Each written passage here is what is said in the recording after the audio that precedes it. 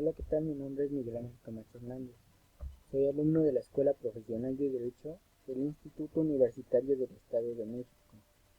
Esta vez voy a hablar acerca de la unidad 2 del Derecho Electoral, nombrada como Régimen Jurídico Electoral en México. Primero que nada es importante dar a conocer el concepto de elección, en donde observamos que se es dividido en dos partes, en el sentido amplio y en el sentido estricto, en donde en el sentido amplio nos dice que el término elección alude al acto y la consecuencia de elegir, seleccionar o escoger algo o a alguien respecto a algo basado en nuestras preferencias y gustos. Este sentido amplio es referido más a la forma de elegir casual, es decir, elección de colores según nuestras preferencias, nuestra música o bien la manera de vestirnos.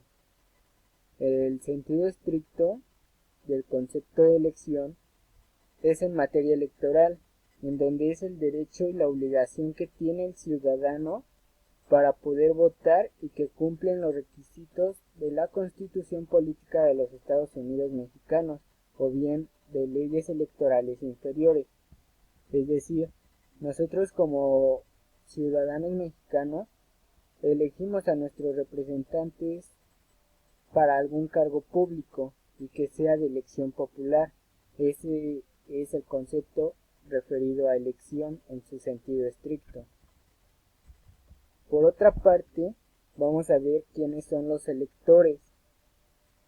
El electorado es el conjunto de ciudadanos y ciudadanas que tienen derecho a participar en una votación para elegir a los representantes políticos o bien ocupar un cargo público de elección popular. En México, cabe destacar que dentro de la Constitución Federal o bien las leyes en materia electoral establecen los requisitos para ser ciudadano y poder ser parte del padrón electoral y así poder elegir a los representantes. Los electorales va a ser todo el conjunto de ciudadanos y ciudadanas capaces para poder elegir a los representantes políticos y cumpliendo los requisitos que tanto la Constitución Federal como las leyes en materia electoral establecen. Un ejemplo es aquí en México ser mayor de 18 años para poder ejecutar nuestro derecho como ciudadano. Otro requisito aquí en México es registrarnos ante el Instituto Nacional Electoral y aparecer en el padrón electoral el día de las elecciones. Otro tema es la importancia y función de los organismos relacionados en las elecciones. Pues bien, en el Estado mexicano, desde que se instituyó como un Estado democrático y representativo, es necesario contar con instituciones tanto para organizar los procesos electorales como resolver las controversias que existan en materia electoral. Por ello encontramos al INE o al Tribunal Electoral del Poder Judicial de la Federación. Es importante que México, siendo un país democrático y representativo, tener instituciones o bien los organismos que se encarguen de llevar a cabo los procesos electorales y dirimir las controversias que surjan en los procesos electorales. Pues bien, encontramos una clasificación de los organismos electorales dividido en tres partes: las autoridades electorales, los ciudadanos y los partidos políticos. En las autoridades electorales vamos a encontrar al Instituto Nacional Electoral, que es el encargado de organizar los procesos electorales a nivel nacional. Es la máxima autoridad encargada de llevar a cabo ese acto. También tenemos lo que son llamadas las OPLES, los organismos públicos locales electorales. En este caso, el Estado de México cuenta con un organismo encargado de llevar a cabo la organización de los procesos electorales en el Estado, y es el IEM, el Instituto Electoral del Estado de México. También tenemos a una Fiscalía Especializada para la Atención de Delitos Electorales, que es la FEPADE, y se va a encargar de procurar la justicia y llevar a cabo la investigación de delitos electorales. y el Tribunal Electoral del Poder Judicial de la Federación va a ser el encargado de dirimir las controversias o bien los delitos que la Fiscalía Especializada lleve a cabo. El Tribunal Electoral del Poder Judicial de la Federación va a emitir su resolución a esos conflictos o bien a esas controversias. A nivel estatal también tenemos autoridades electorales judiciales y es el Tribunal Electoral del Estado de México, encargado de dirimir las controversias que se susciten dentro del Estado durante los procesos electorales. Otro organismo electoral es el partido político, en donde es dividido en dos partes, los partidos políticos nacionales y los partidos políticos locales. Los partidos políticos nacionales tienen la facultad de tener candidatos para cargos a nivel federal, por ejemplo, el Ejecutivo Federal, los diputados federales y los senadores. Y bueno, aquí tenemos los 9 partidos políticos registrados a nivel federal en el INE. Y los partidos políticos locales únicamente están facultados para registrar candidaturas a cargos en el estado determinado, es decir, en donde se encuentre el registro del partido, ahí es donde van a poder llevar a cabo sus candidaturas, y puede ser para gobernadores de estado, para diputados locales o bien para presidentes municipales. Y bueno, aquí vemos a los 10 partidos políticos registrados a nivel estado en el Estado de México. Podemos ver que se encuentra nada más adicionado el partido Vía Radical. Otro organismo o bien dentro de los organismos electorales se encuentran a los ciudadanos, en donde es dividido en 4 partes y encontramos a los electores, que son los ciudadanos con capacidad de su derecho al voto, es decir, las personas ciudadanas capaces de ejercer nuestro voto. Los FUNCAS, que tienen a su cargo la recepción y escrutinio de los votos en las secciones en que se dividen los municipios del estado. Los FUNCAS van a ser aquellas personas que estén dentro de la mesa directiva de casilla y que el Instituto Nacional Electoral haya designado para que estos reciban y hagan el conteo de los votos. A eso se refiere el escrutinio de los votos, al conteo que se hace al terminar la jornada electoral. Los observadores electorales, que es otra división de los ciudadanos. Los observadores electorales son ciudadanos mexicanos facultados por la ley para observar los actos de preparación y desarrollo del proceso electoral, así como los actos de la jornada electoral.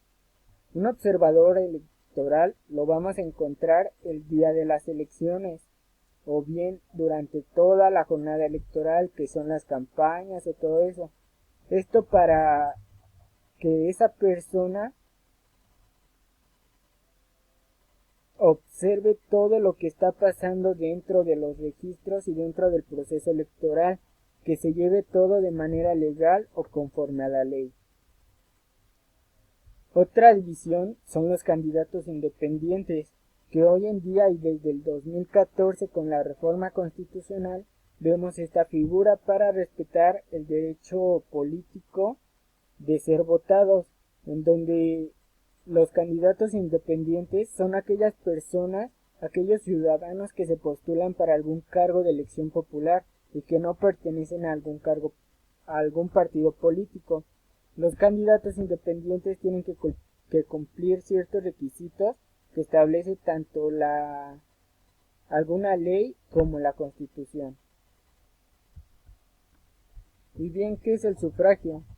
La palabra sufragio tiene su origen en el vocablo latino suffragium y se refiere al derecho de participar a través del voto, de forma constitucional y política, en un sistema electoral donde se eligen entre personas candidatas para que ocupen cargos en entidades públicas. El sufragio aquí lo vamos a ver que es la participación de la ciudadanía al emitir su voto. Y bien, el sufragio es considerado el derecho electoral de poder votar y poder ser votado, es decir, el tener derechos políticos, aunque en la vida actual es conocido también como voto. Pero estas dos palabras, sufragio y voto, tienen una gran diferencia, pues el sufragio es el derecho que tenemos y que es inalienable a los ciudadanos que cumplen los requisitos para poder votar y ser votado, y el voto es la materialización de ese derecho de sufragio, y es decir, ir a la casilla correspondiente, tachar la boleta y depositarla en la casilla correspondiente. El sufragio va a ser ese derecho que tenemos y puede ser sufragio activo y sufragio pasivo, como anteriormente ya lo habíamos visto. El sufragio activo va a ser el derecho que tenemos nosotros para poder emitir nuestros votos. El derecho al sufragio pasivo es el derecho que tenemos para que podamos ser votados y ser como candidatos a un cargo público de elección popular. Las características del sufragio es universal e igualitario, libre, secreto, directo, personal e intransferible. Universal e igualitario es referido a que el sufragio lo vamos a tener todas las personas ciudadanas que cumplan los requisitos que establece la ley. Va a ser libre porque nosotros tenemos la libertad de escoger al candidato que tenga las mejores propuestas o bien que satisfaga las necesidades o la ideología política que nosotros tengamos. Es secreto porque nadie más va a saber lo que tú votaste, lo que tú dijiste. Simplemente tú lo vas a hacer directamente. Por ello también es directo. Es personal porque no puedes mandar a otra persona a emitir tu voto que te pertenece a ti y que es tu obligación. Y es intransferible también por ello. Los fundamentos del sufragio: podemos encontrar 3 artículos constitucionales, en donde el artículo 35 establece los derechos de los ciudadanos, los derechos políticos en sus primeras 3 fracciones, y que es el votar, el poder ser votado y el asociarse individual y colectivamente para asuntos políticos del país. El artículo 35 nos va a hablar acerca de los 3 derechos políticos que tenemos nosotros como ciudadanos. El artículo 36 constitucional observamos que son las obligaciones del ciudadano, en donde menciona que todo mexicano tiene que votar en elecciones y consultas populares, así como desempeñar cargos de elección popular de la Federación, de los estados o concejales del municipio. Es decir, nosotros como ciudadanos tenemos un derecho y tenemos una obligación constitucional, que es el votar en las elecciones o bien en las consultas populares. El otro artículo es el artículo 116, base número 4, inciso A, en donde los estados garantizarán que las elecciones dentro de sus 3 niveles de gobierno se lleven a cabo mediante el sufragio universal, libre, secreto y directo. Es decir, los estados, mediante sus instituciones que ya anteriormente las vimos, van a llevar a cabo el cumplimiento de estas características que tiene el sufragio. Y bien, la Ley General de Instituciones y Procedimientos Electorales establece 2 fundamentos del sufragio. En su artículo 1, párrafo 4, en donde dice que la ley es de orden público y de observancia general para los ciudadanos que hacen valer el derecho del sufragio, y establece las disposiciones para las instituciones y procedimientos electorales. Esta ley se encarga y es aplicable para todo ciudadano que no se le haga valer su derecho. Nosotros ya tenemos una base, un fundamento que podemos usar para poder irnos a una controversia judicial. El artículo 7 nos refiere que el voto es un derecho y una obligación para los ciudadanos. Las características del sufragio: los derechos de poder ser votado y el derecho y obligación de los ciudadanos para poder votar en consultas populares. Pues bien, el artículo 7 nos menciona otra vez el derecho que tenemos para poder votar y poder ser votados